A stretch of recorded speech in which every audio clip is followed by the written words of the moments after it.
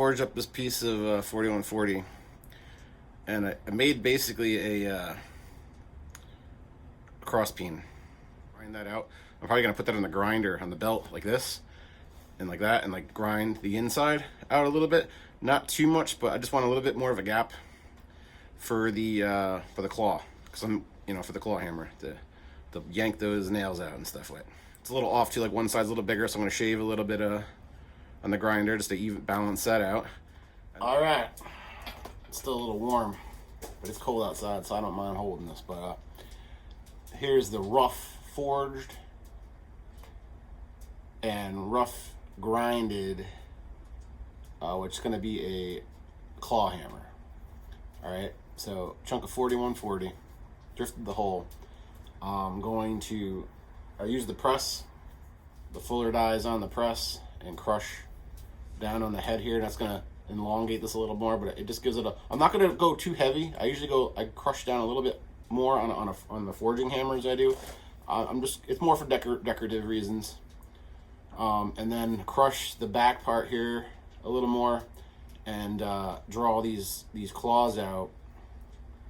And then I'm probably going to hand forge them on the horn or the anvil to get the right curvature. And like, I've never done one of these. This is my first claw hammer, so we'll see how that goes.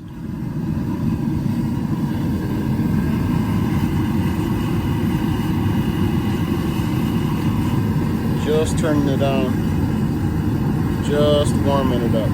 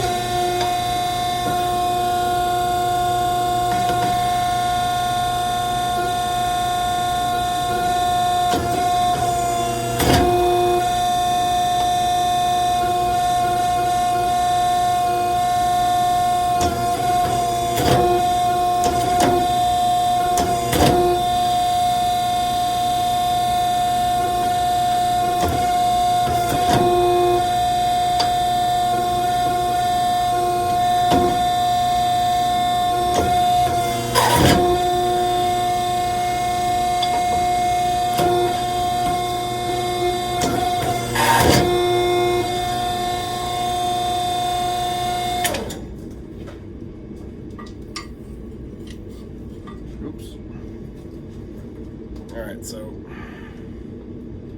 hard to see, but whoa. Better grip on it.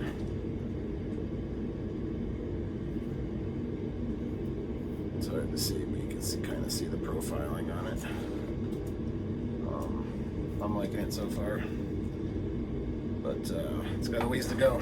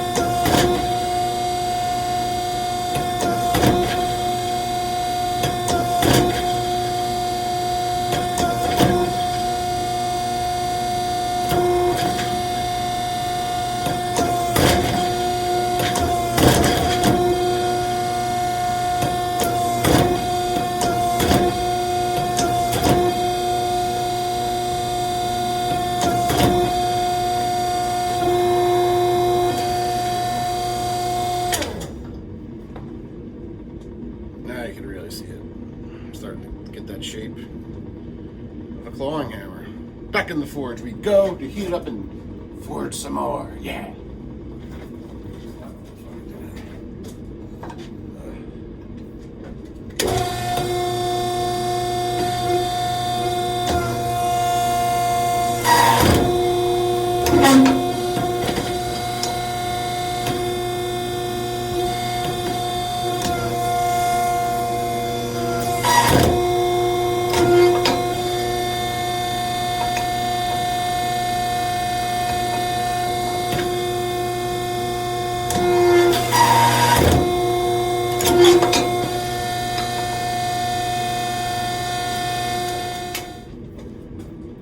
Just redrifting it, squaring it up basically. I got a little bit of a hang piece of metal in there I gotta take care of.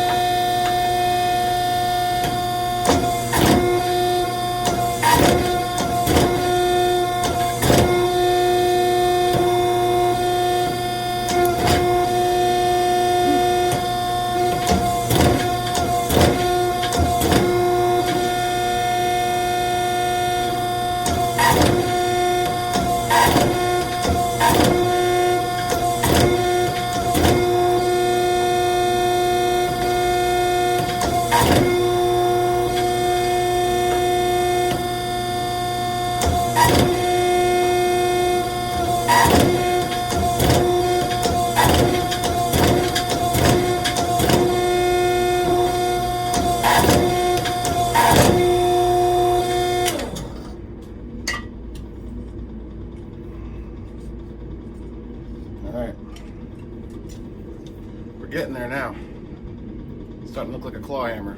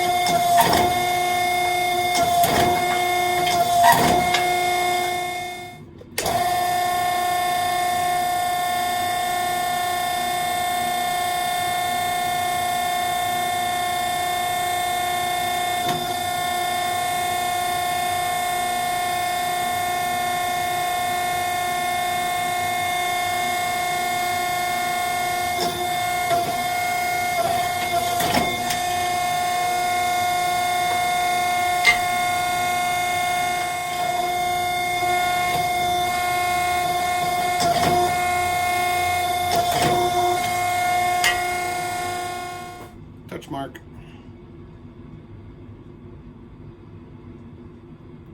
This camera is here. I basically got this claw hammer to reference. Here's the 4140. It's a little rusty because it's been sitting on my stove. That's why I'm not touching it because it's hot. You square that up, drift a hole in it. I've actually got, I got this block of 4140 here, which is much bigger. I'm probably going to cut that in half and do 2 striking hammers, a little bit bigger. They're probably going to be about 4 or 5 pound, maybe even 6, I don't know, striking hammers. This is 4140, it's a big piece. In the future, but I have these 2 claw hammers for reference. This one's going to be a little more, the one I'm forging is going to be a little bit more stout, a little more beefier, a little more, you know, pumped up, because this thing probably weighs about 1.5 pounds tops each. This is going to be like a forging claw hammer. It's going to be like a 2 pound, I think it's going to be about 2 pound, maybe 2.5 pound, 2.5 pound forging claw hammer. Ridiculous, I know. But, you know, someone who does roofing or something that really, you know, you got that little head, you hit the nail, you're going to have like, you're going to have 3 times the size of the head. These little ones, even the claws. It's going to be a beefed up claw hammer. So these 2 I have for reference, and this one's really got a sharp hook angle to it, and this one, not so much. And I like this one. This is old school, and this is kind of like new school. But I tried both of these. You get a little more leverage with these. There's you know, there's a purpose for everything. You know what I mean? There's a reason why this one's arc more than this one. But I think this one's probably the one I'm going to go with more. I don't want to go too crazy with the hook on the forging thing. I think this, there's plenty of room for leverage. This is just like a little more, I don't know. I think the extra weight and everything, I wouldn't need something that extreme. So I'm going to model it more on this one. I've never done these before, so the groove on the inside is kind of like filed out.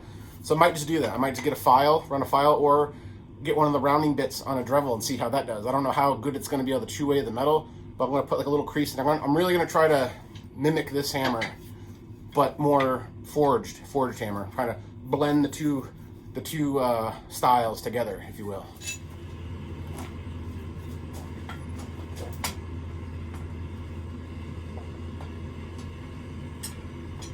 is going to be really hard to hold. Hopefully these will hold it for me. Spin this around.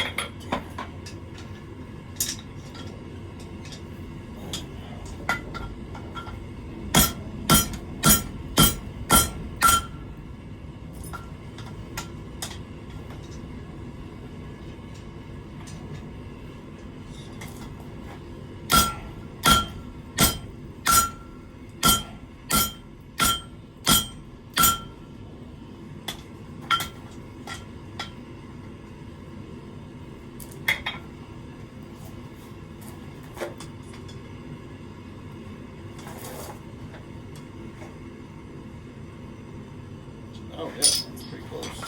It's pretty close.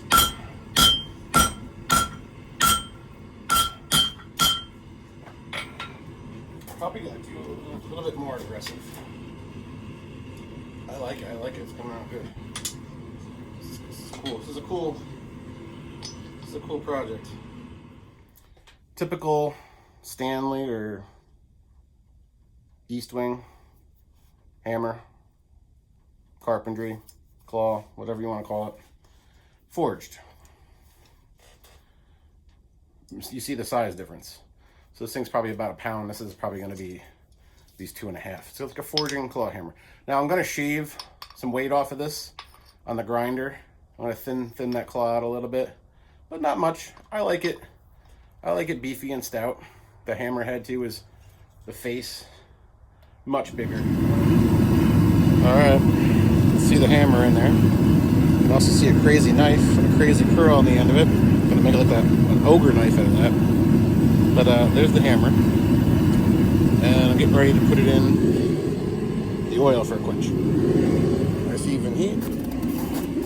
And quench. Bubbly, bubbly. Woo! Flash flame.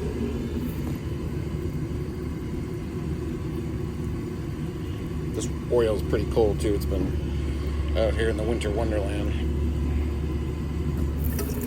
so I have no doubts of it hardening.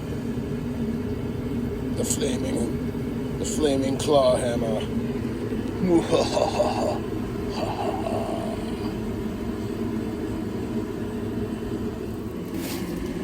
Try to avoid that stinky ass smoke. Clean up the tongs and snow after quenching it in the oil, and polished it up so I can see the tempering process. And I thought I'd try this for the tempering process.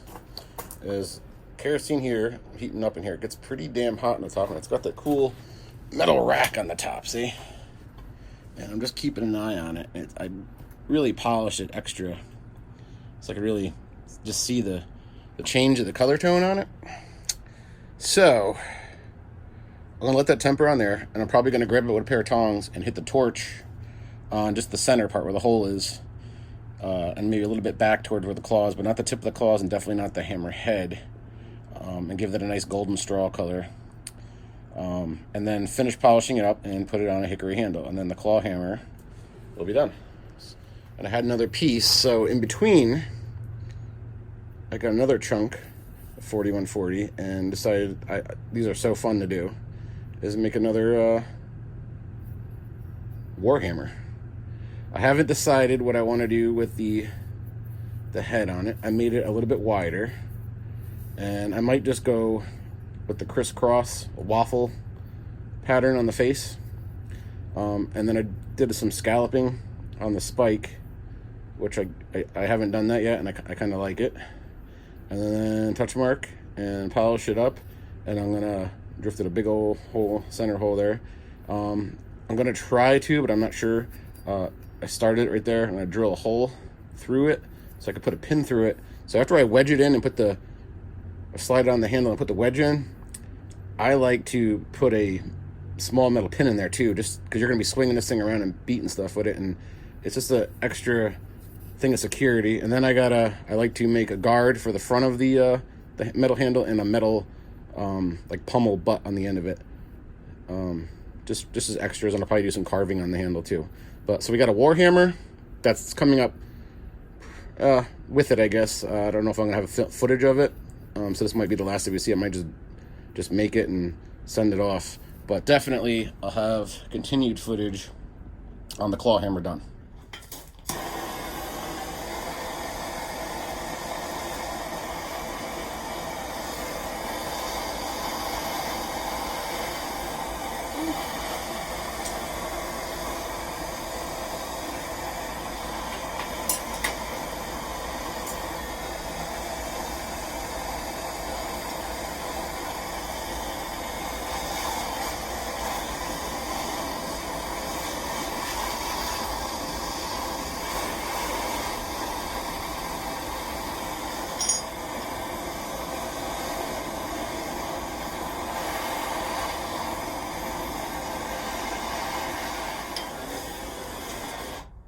Alright, I'm just going to let that, it's blue in the center, purple and blue. I'm going to let that draw out to the ends and give it that golden straw color, which is already there. Fantastic. I love it when a plan comes together. So now it's bluish and metal and golden on the ends. Super soft in the center where the hole is, and then not purple and blue on the ends, but that golden, see that gold color? You want that golden straw color. I just got done profiling the wood. So much sawdust covered in. I hate breathing in that stuff. Woodworking is just, the dust. So I got that roughly on there. It's fitting in there pretty good. I was kind of nervous about it. Whenever I put hammers on, sometimes they get a little off, but this thing is coming, it's so perfectly just balanced on this handle. So what I'm doing is just slide this down further. It's starting to peel the wood here, and that's okay. I usually hit it on the anvil like this, or you can get another hammer, hit it upside down like that. But that tends to hurt the wood, I think, a little bit. I'm always in a rush and impatient, so I just hit it on here. And then just check it, make sure it's not doing anything crazy. The top's getting pretty good and full in there. Yeah, it's starting to look good. So what I'm going to do is I'm going to get the bandsaw, and I'm going to cut that exhaust piece off. I'm going to put a metal wedge in there. And then this is really rough sand. I'm going to hit a finer belt on here, more sawdust, and then burn a little bit on it. I'm not sure what I want to do. I might even do some Dremel work on it. It's a beefy claw hammer. That's what I set out to make. It's here. This thing is, I like this. I like this claw hammer. It's gonna be tough. Like I usually sell my stuff, but I'd hang this up on my goddamn wall. Like this is a treasure. This is like a piece of art. All right, let's do that. Let's put this wedge in.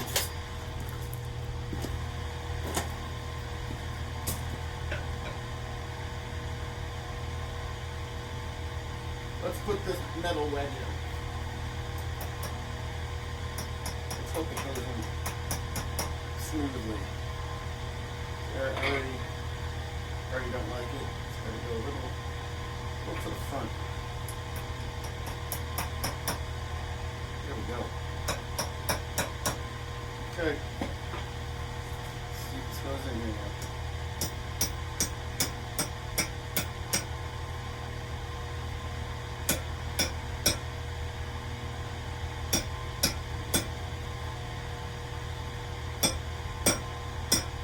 So good. So far, so good. Might be the easiest handle setting up I've ever tried to do for a hammer. Just smooth. There's the ball bearing. I'm going to use that to further push down the wedge.